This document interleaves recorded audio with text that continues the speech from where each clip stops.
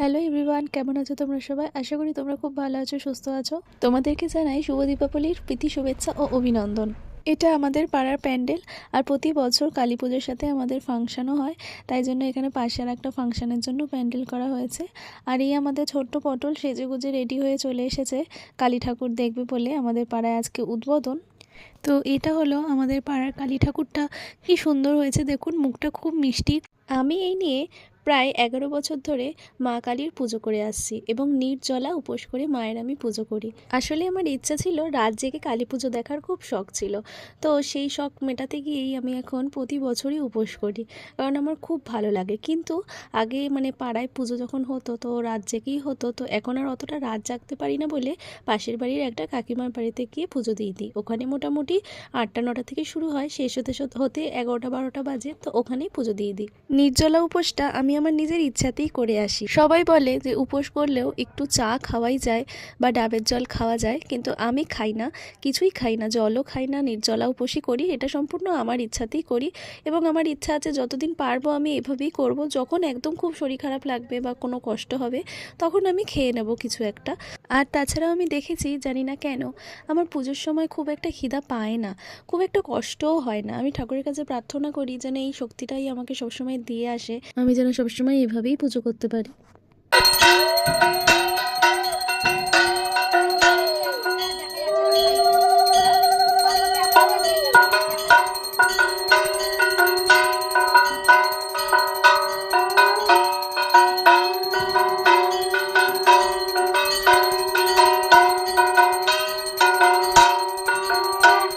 তো এবার মায়ের আরতি শেষ করে শুরু হয়ে গেছে যজ্ঞ।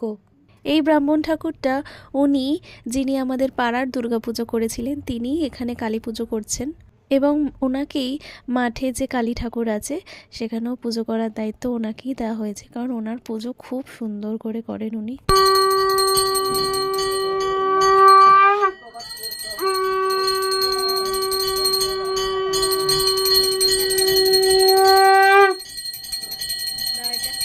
তো মায়ের আরতি শেষ করে পুষ্পাঞ্জলি দিয়ে চলে এসেছিলাম প্রসাদ খেতে। তো প্রসাদে ছিল খিচুড়ি, আলুর দম আর একটা লাবড়া, আর ছিল চাটনি, পায়েস, নাড়ু, লুচি, সুজি, অনেক কিছু। তো সব কিছুর ভিডিও করতে পারিনি কারণ প্রচণ্ড খিদা পেয়েছিল। তারপর চলে গেছিলাম মাঠের পুজো দেখতে।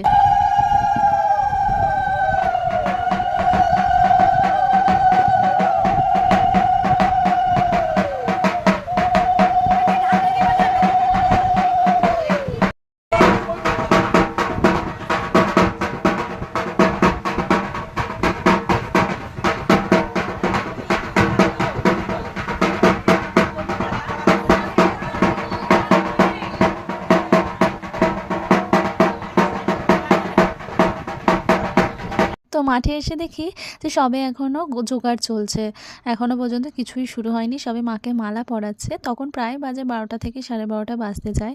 আমাদের এই মাঠের পুজো এরকম রাতেই শুরু হয়, শেষ হয় প্রায় 3টে-4টে বেজে যায়। তাই জন্যই আমি আর এখানে এখন আর উপোস করে পুজো দিই না, কারণ অনেক লেট হয় বলে আমি আগে একজনের বাড়িতেই দিয়ে দিই।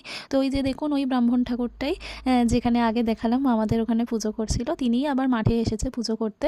এই মাঠে এখানে সবাই তখন 12টা, 12:30, 1টা বাজলেও সবাই বসেছিল, অনেকেই উপোস করেছিল, তারা সবাই এই মাঠে পুজো দেওয়ার জন্য অনেকেই উপোস করে তারাই সবাই ছিল। তো আর বেশিক্ষণ জাগতে পারিনি, আমি চলে এসেছিলাম 1টার সময় বাড়ি। তো বাড়িতে এসে দেখি সবাই এরকম বাজি ফাটাচ্ছে, কত বড় তুবড়ি দেখুন, এরকম সব ঘন্টে, বৃষ্টি, তারপরে পটল, ঋদ্ধিমা, বুলটিদি, তনুদি সবাই মিলে ফাটাচ্ছিল। তাই আমি দেখছিলাম দাঁড়িয়ে বাজি ফাটানো, আমারও বাজি ফাটাতে খুব ভালো লাগে। আর দীপাবলি তো আলোর উৎসব, আর সব বাচ্চারাই বাজি ফাটাতে ভালোবাসে, কে না ভালোবাসে। তো সবাইকে জানাই দীপাবলির প্রীতি শুভেচ্ছা। তো আজকের মতো সবাই দেখতে থাকুন বাজি ফাটানো।